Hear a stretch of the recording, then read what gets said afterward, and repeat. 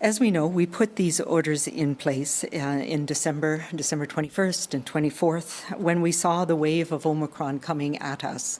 And we still did not know a lot of the pieces of the puzzle about what this was going to look like.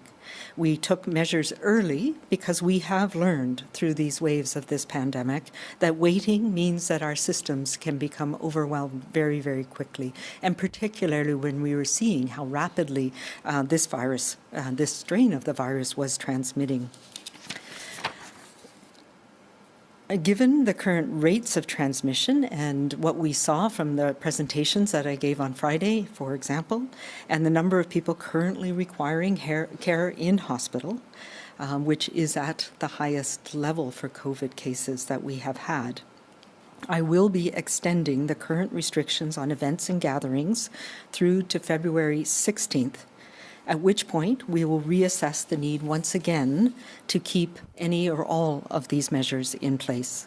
So this will apply to the closures that we have right now in bars and nightclubs, limitations that we have in restaurants to make sure that we're minimizing the risk of transmission in those settings, and the capacity limits, the 50% capacity limits in theaters and stadiums, etc.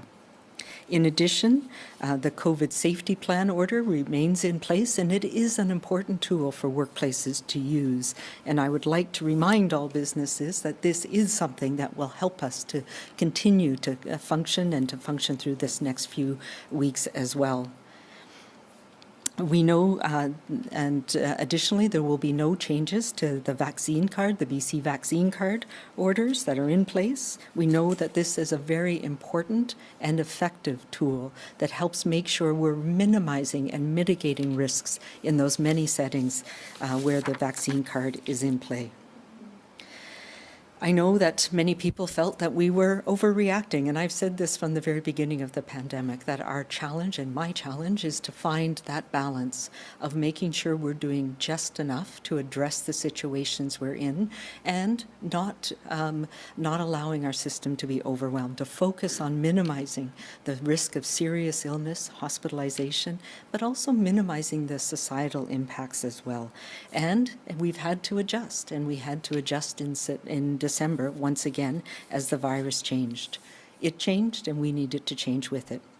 But that is why, after looking at the data that we have and presenting that as we did on Friday, today I'm taking the cautious step of reopening gyms and exercise facilities with capacity limits and the continued use of the BC vaccine card. These new guidelines have been developed, and we've been working very closely with the Fitness Industry Council of Canada, and I can't say enough about how responsive they have been to the needs of the fitness industry and the gyms, as also looking at the data that we have and working with us to put together new guidelines. And these will be in effect with the restart of gyms starting on January 20th. And that will include individual and group fitness, being able to resume at fitness centres and gyms across the province. Proof of vaccine will continue, of course, to be required at all locations. And we have limits that include a minimum of 7 meters square for every individual for exercise, and that's about a 2.5 by 2.5 meters.